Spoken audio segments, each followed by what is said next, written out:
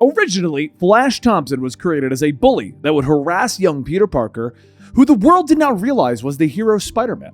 Flash appeared in Amazing Fantasy number 15 in 1962, which was also the first appearance of Spider-Man.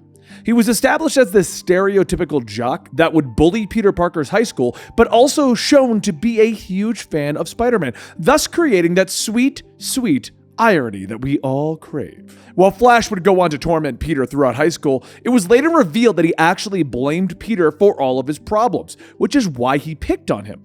Flash longed to be a hero like Spider-Man, so he joined the army and fought in Vietnam. The experience would stay with him, leading him to becoming an alcoholic like his father. Due to the slipping timeline of the Marvel Universe, Flash would be young enough to serve in the Iraq War, volunteering to serve once again. This time it was different though. Flash had become the hero that he so longed to become. When his squad was ambushed, Flash would ignore his wounded legs to close with and destroy the enemy. Afterwards, he would carry his wounded lieutenant to safety. But because of this, Flash's wounds were too severe, and the army was forced to amputate them below the knee. Returning home, Flash was hailed as a hero, and he was awarded the Medal of Honor. While he begins to work alongside VA charities, he begins to slip into a deep depression, once again turning to alcohol to help cope. Eventually, along with the help of his friends and girlfriend, Flash manages to pull himself out of his depression and continue his work along wounded veterans.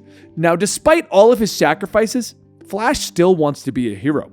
So when his country calls, Flash answers, and he joins Project Rebirth 2.0. The unit bonds Flash with the Venom symbiote, allowing him to become Agent Venom.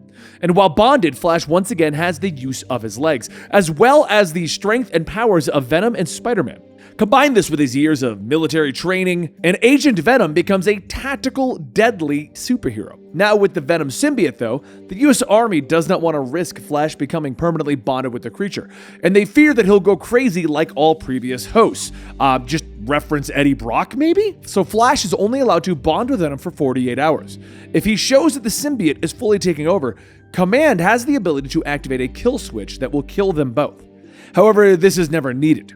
Even though Flash eventually becomes fully bonded with Venom, they both have a mutual respect for each other. It is shown that Venom just wanted to be a hero all along, just like Flash Thompson. Now, as Agent Venom, Flash goes on numerous missions for the army, fighting against terrorists and supervillains alike. He's pivotal in helping rescue New York during the Spider Island event, which brings his existence to the Avengers' attention. Since some of them have both fought and bonded with Venom, this originally didn't sit well with them. But Flash proves himself and is offered a spot on the Secret Avengers. It's like a Black Ops group that reports directly to Captain America normally.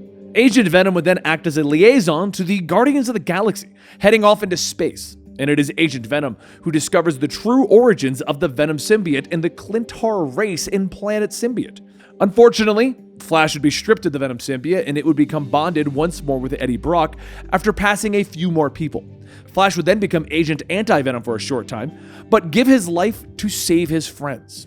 Now that's the Agent Venom that I enjoy. He's one of my favorite superheroes. I made an entire video as to how I can look up to a comic book character, and I'll link that down below. But there's another version of Agent Venom. This is the In Case You Missed It alternate take on Agent Venom that I'm not really a fan of. This one appears in the Ultimate Spider-Man cartoon series. Now on Earth 12041, Flash Thompson is similar to his comic book counterpart. He's a football star at Midtown High and he bullies Peter Parker endlessly.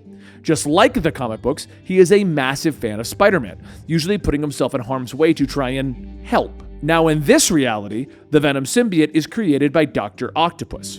In the third season, the Venom symbiote has returned and it's bonded itself with Scorpion. While Spider-Man is fighting Scorpion Venom, Flash once again tries to help. You can't see the air quotes, but they're here. However, Spider-Man orders him to get out of the way and he manages to defeat Scorpion on his own. Disappointed that he couldn't help and he failed his hero, Flash Thompson heads home, unknowingly carrying a piece of the symbiote in his shoe. The next day at Midtown High, it's attacked by Beetle, who's hunting for the pieces of the symbiote.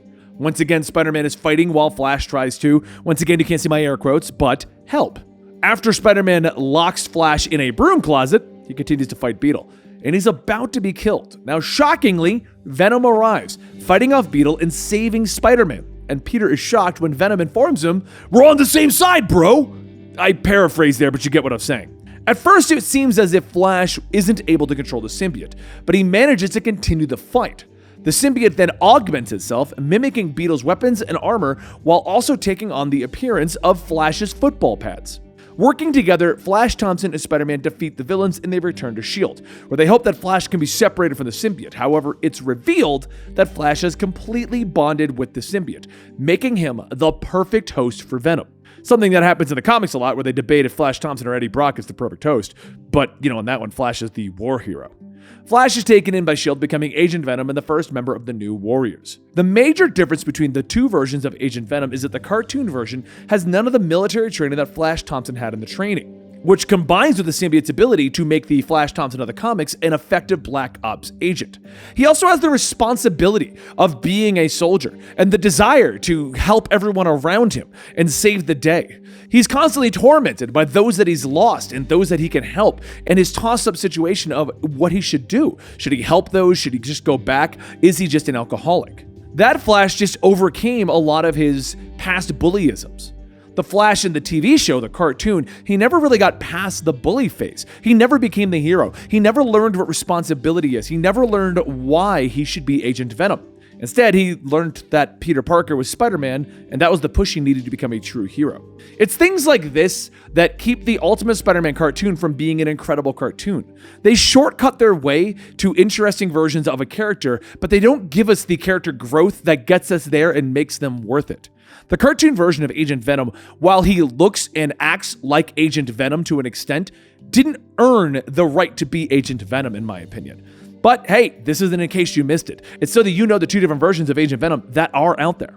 As Agent Venom, Flash would work alongside Spider-Man for S.H.I.E.L.D. in the cartoon, fighting against various supervillains and terrorists, and he would be essential during the Spider-Man symbiote saga that happens in that same thing, helping fight against Carnage and the Carnage Queen, another character that we've already covered, and in case you missed it. He would also stand by Spider-Man's side during the Spider Slayer saga.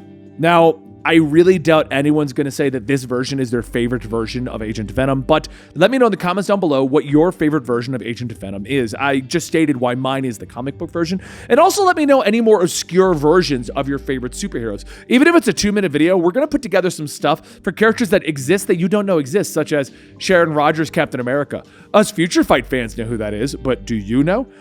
Either way, guys, I'll see you next time right here at Comicstorian. Don't forget to subscribe and hit that like button for your favorite comic book knowledge bombarded onto you in the form of a complete story in case you missed it, or a versus video. Either way, I'd love to see your take on a lot of these characters and stuff. Let me know. I'll see you next time.